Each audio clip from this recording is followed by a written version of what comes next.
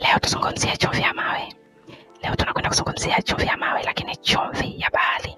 Sio chumvi ya miamba. Kuna chumvi ya miamba, lakini kuna chumvi ya bahari. Na kwenda kuwapa maajabu ya chumvi ya bahari. Kwa nini nimechagua chumvi ya bahari? Chumvi ya bahari ni rahisi sana kupatikana. Popote pale ulipo unaweza ukapata chumvi ya bahari. Unaweza kwenda kutafuta supermarket kwa jina la sea salt.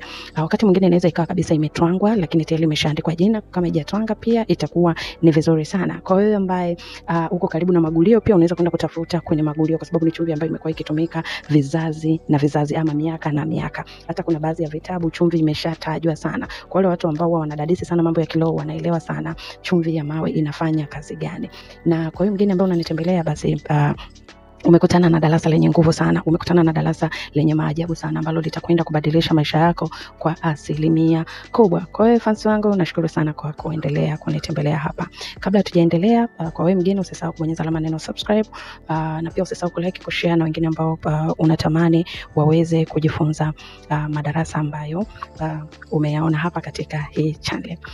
Moja kwa moja nakwenda kuelezea matumizi ya chumvi ama maajabu ya chumvi kwenye maisha yako ya kila siku. Ni kitu kidogo sana, lakini ni kiungo ambacho kina nguvu kubwa sana. Kinaweza kikaharibu, lakini pia kinaweza kikakubaliki. Inategemea unatumia kwa matumizi gani. Kitu cha kwanza kabisa ambacho unatakiwa kukijua kupitia chumvi. Kwanza kabisa, chumvi ina nguvu ambayo hukuwahi kuijua ama hukuwahi kuitarajia.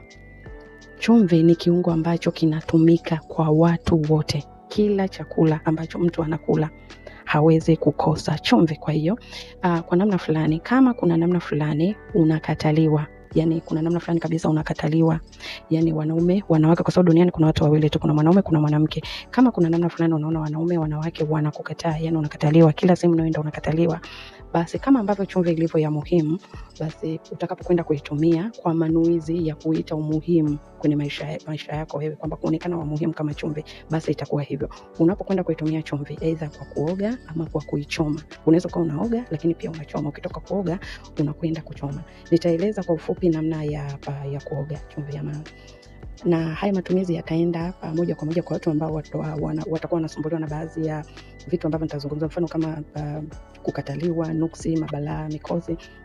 Kama unatamani kuita chochote kile, ama kama kuna namna fulani unataka njia zako zifunguke. Jinsi ya kuitumia chumvi kwa kuoga na kuchoma. Unaweza ukawa unakwenda kujisafisha kawaida bafuni, unaoga kawaida kwa kutumia sabuni. Ukishamaliza kuoga kwa kutumia sabuni, vizuri kabisa, toa ile sabuni mapovu, na maanisha toa ile mapovu vizuri kabisa kwenye mwili wako. Ukishatoa ile mapovu, jimwagie maji kwa msafi, tafuta ndoo safi, tupia chumvi ya mawe, chota kidogo na mkono wako, tupia. Kaa chini, fanya manuizi yako, ama fanya dua pia kulingana na imani yako, fanya maombi kulingana na imani yako. Ukishamaliza, kaoge hiyo chumvi, oga kwenye mabega kushuka chini, kisha malizia kichwani, na usijifute, acha ikauke, lakini kwa manuizi kulingana na matakwa yako. Kama kuna vitu fulani unataka vitokomee kwenye maisha yako, pia unaweza ukaoga kwa kuhitaji vitu viondoke kwenye maisha yako. Kama kuna vitu fulani unahitaji viachilia kwenye maisha yako, unaweza ukafanya hivyo, kwamba anaoga nikapate kutakasika, magonjwa yaondoke, hivi na hivi. Ni wewe vile ambavyo unataka. Kama unataka kuwa wa muhimu, pia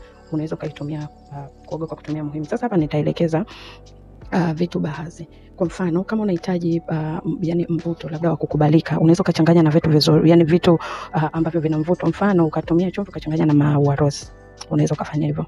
Ukachukua chumvi ukachanganya na maua rose, ukaoga kwa ajili ya kukubalika, ama kuwa na mvuto, ama kurudisha bahati zako. Unaweza ukafanya hivyo. Ama ukatumia marashi rose. Marashi rose unaweza kuyapata kwenye maduka ya dawa za asili, supermarket pia yanapatikana. Kwa unaweza ukatumia kwa design hiyo. Lakini kwa mfano kwenye kujifungua vifungo sugu, unaweza pia ukatumia kwa kuchanganya na majani ya mbaazi. Unaweza ukatwanga vizuri majani ya mbaazi ama majani ya kivumbazi, ukatwanga vizuri, ukapata unga ule, unachanganya pamoja na chumvi, unaoga. Ama majani ya mbaazi ama majani ya migomba, ukachukua majani ya migomba ukachemsha, ukapata ule ukijani, akapoa, ukachanganya na ile chumvi ya mawe, ukaenda kuoga kwa ajili ya kufungua vile vitu vibaya katika mwili wako, vile vitu ambavyo vinakusumbua sana ama vimekushikilia. Kwa hiyo wewe utaangalia ni kitu gani ambacho unataka ukitumie. Na kwa upande wa matumizi, kwa mtoto wa kiume unaweza kutumia siku 7, kwa mtoto wa kike unaweza kutumia siku 9. Unaweza kaniuliza ni muda gani? Unaweza ukaamua muda ambao unakwenda kulala. Muda unakwenda kulala, unafanya hilo zoezi lako, unakwenda kulala. Na Kitu kingine ambacho pia unaweza kukifanya, kwa wewe ambaye unasumbuliwa sana na yani unapotoka kwenda kwenye riziki zako mambo hayaendi vizuri, unaweza ukawa unanyunyuzia pia kwenye viatu vyako. Yani unanyunyuzia kwenye vile viatu ambavyo utaondoka navyo kesho. Kwa hiyo unanyunyuzia kabisa usiku, kisha nyunyuzia, unanuia unachotaka, unalala. Kesho asubuhi unaimimina hiyo, unaitoa chumvi, unavaa hivyo viatu, unakwenda pia kwenye shughuli zako. Labda unakwenda kwenye interview pia unaweza ukafanya hivyo. Lakini pia chumvi wakati mwingine inaweza kaonyesha ishara. Kwa mfano ukiwa jikoni, hata mama unapika, unafanya nini, lakini mara ghafla chumvi ikadondoka. Pengine inaweza kaenda ikamwagika, yani ghafla. Yani hujui imemwagika, ukashanga tu ghafla imemwagika. Mazingira ya kumwagika wewe mwenyewe uyaelewe. Kwa hiyo kitu ambacho unatakiwa kufanya ni kusafisha nyumba yako. Pengine nyumba yako ni chafu, unaweza ukaisafisha. Unaweza kuniambia mbona mimi wakati mwingine inaweza ikamwagika, lakini sina tabia ya kuweka nyumba yangu chafu. Wewe unaweza kuweka nyumba yako ni safi kimuonekano, lakini kwenye ulimwengu wa kiroho ni chafu. Yani labda ile nguvu iliyopo mle ndani ni chafu. Unaweza kushangaa magomvi yaishi nini. Kwa wakati mwingine kumwagika inaweza kana kukupa ishara, safisha. Kusafisha unaweza ukachoma karafuu, unaweza ukachoma ubani kwa ajili ya kufukuza vile vitu vibaya, kwa sababu wakati mwingine ikimwagika na usipofanya kitu chochote unaweza kuna namna fulani inaweza katokea magomvi, machafuko kwenye familia. Kwa hiyo unaweza ukafanya cleanse ama kusafisha nyumba yako endapo itamwagika ghafla na wewe hujaelewa ni kwa nini imemwagika. Namna nyingine ambayo unaweza kuitumia kama nyumba yako ina zoba au utandoto mbaya, mavurugu hayaendi vizuri, heka zipo kwenye nyumba. Unaweza ukaichukua ukazungushia kwenye kona zote za nyumba yako. Safisha vizuri nyumba yako kwa kudaikia. Ukimaliza kwenye kona ya nyumba yako, baada hata ya wiki, Jumamosi ikifika, Jumamosi zitoe, tupa, zungushia, utaona amani kubwa sana. Kuna watu wanasumbuliwa na mende haziishi, kuna watu wanasumbuliwa na sisimizi haziishi, kuna watu wanasumbuliwa na panya zisizoeleweka, watu wanasumbuliwa na vitu mbalimbali, lakini utakapofanya ile zoezi la kuzungushia chumvi kwenye kona ya nyumba yako, basi kuna kitu fulani utakiona. Kitu kingine ambacho unapaswa kabisa kukijua kwenye upande wa chumvi pia, kama kuna namna fulani unatamani, kama kuna watu fulani unaona kufanyia fitina, mfano hata kazini wanataka utoke, heka vurugu za hapa na pale, chukua chumvi ya mawe. Ukishachukua chumvi ya mawe, chukua na pilipili manga, twanga pilipili manga, chumvi ya mawe, twanga, chekecha, changanya mchanganyiko pamoja, choma kwa manuizi yako kuondosha vitu vibaya. Kama hivyo utaona mchana unaweza kutumia karafuu kwa kuondosha vitu vibaya, yani jina lako lisisemwe vibaya. Kwa unaweza kuchoma kwa kunuia vitu vibaya viondoke kabisa, watu wasione kusemanga ama kusema ama kama kuna maneno ya uzushi ambayo yaelewi, unaweza kufanya hivyo. Nimesema karafuu ama chumvi ukachanganya na pilipili manga. Pia usisahau jina lako kuliweka ndani ya asali kwa ajili ya kuleta mvuto. Hii topic nitakuja nielekeze vizuri wakati mwingine, lakini endapo utachoma kwa kufukuza hivyo vitu vibaya, umepata dharura, basi hakikisha jina lako linakaa kwenye asali mara kwa mara ili kuongeza ile nguvu ya mvuto. Kwa hiyo hilo zingatia. Pia sehemu yako ya biashara unaweza kaenda kutumia kudekia. Unaweza kudekia. Pia unaweza ukaichoma kwa dai deni ama kuvuta kitu chochote, kwa sababu kumbuka chumvi inaliwa na kila mtu. Kwa hiyo na imani kubwa mtu unayemdai deni ambaye anachelewa kukulipa, unaweza kumchomea. Choma usiku unapokwenda kulala. Kama unaweza hata saa 7 usiku, amka choma. Sema kabisa fulani hivi na hivi, kokote ulikotoka kwa kula chakula cha chumvi nikumbuke. Kama utakosa muda, choma muda wote ambao utakubaliki. Sio lazima uchome kiwe, choma tu kama leo, atapumzika siku 4, choma tena. Ni wewe unamchomea hivyo, huko unafanya dua, unamwombea mambo mema, pia afanikiwe mambo yake, apate pesa yako akulipe. Pia unaweza kumchomea mpenzi wako kama amekugeuka ghafla hivyo, unaweza ukachoma kwa kumuita mtu. Ndio kitu ambacho nakimaanisha kwamba ukachoma ile kwa kumuita. Usilazimishe mapenzi, ila kama tu unaona kama kuna namna fulani kuna vitu viko sawa, kwa hiyo unaweza kuwa unaoga huko unachoma kama kumuita mpenzi ama kurejesha deni, ama kama tu imetokea umefukuzwa kazini ghafla, pia unaweza kuanza kutumia hivyo kuoga. Pengine kuna vitu fulani inawezekana viko sawa.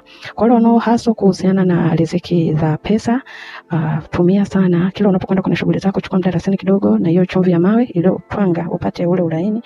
Sugua mikono yako, ukinawa taratibu huko ukinuia, nafungua riziki zangu za mikono. Napokea wateja wengi sana kwenye biashara. Sugua mikono yako huko ukinawa, utaona riziki jinsi ambavyo zinafunguka kwenye maisha yako. Mambo ni mengi sana, lakini kwa leo niishi hapa. Wakati mwingine nitawaletea pia darasa linalohusiana na sababu chumvi ina mambo mengi sana. Kwa hiyo kwa leo nimebarikiwa kushare na haya mambo niliyoyazungumza sasa hivi. Ni mambo ya asili ambayo yapo kwenye ulimwengu, ama tuseme ni vitu ambavyo vipo kwenye ulimwengu. Si kwamba sijui ni ushirikina sio nini, hapana, ni vitu vya asili tu ambavyo vipo, ni maarifa ambayo unaweza kuyatumia kukutatulia changamoto ndogo ndogo ambazo zinakusumbua kwenye maisha yako, kwa sababu ukubali ukatae, wewe uko katika ulimwengu wa kimwili na ulimwengu wa kiroho. Uwezo ukakwepa mambo ya ulimwengu wa kiroho. Kwa hiyo lazima uyajue. Kama kuna kitu chochote unakijua kuhusu chumvi, tafadhali comment hapo chini. Uambie wenzako chumvi ilikufanyia maajabu gani. Kama kuna kitu chochote hapa nimekifundisha, umeshawahi kukitendea kazi kakuletea majibu, usiache pia share na watu wengine ambao wanahitaji kujua haya, ambao unahisi kabisa wana uhitaji wa kupata uponyaji wa haya masomo ambayo nimeelezea hapo ama nimeyasema. Chumvi ina maajabu makubwa sana sana sana sana sana sana. Sijui nisemaje, ile ina maajabu makubwa sana na ina kazi nyingi sana. Yaani kazi zake hapa nikianza kuzitaja hata siwezi kuzimaliza. Kwa hiyo zipo nyingi sana. Kwa wale watu ambao wanataka sana mawasiliano yangu, bonyeza hiyo picha. Kuna picha hiyo ya picha fulani ambayo inakuwa kama ya duara, alafu mbele imeandikwa Glandma Empire Secret. Bonyeza hiyo picha, kisha bonyeza chini itakuletea maelezo hapo, alafu utaiona na namba ya simu. Kwa hiyo unaweza kuchukua ukatuma ujumbe WhatsApp. Unahitaji ushauri gani, unahitaji msaada gani, kitu gani ambacho unakihitaji, basi nitakujibu kwa haraka. Lakini kama utaona ni mtihani kwa, pia unaweza andika tu hapo kwenye comment, kuuliza swali lolote hapo kwenye comment, basi nikiliona nitakujibu kwa wakati. Na wapendeni sana, tuonane wakati mwingine, na kwa elini, bye.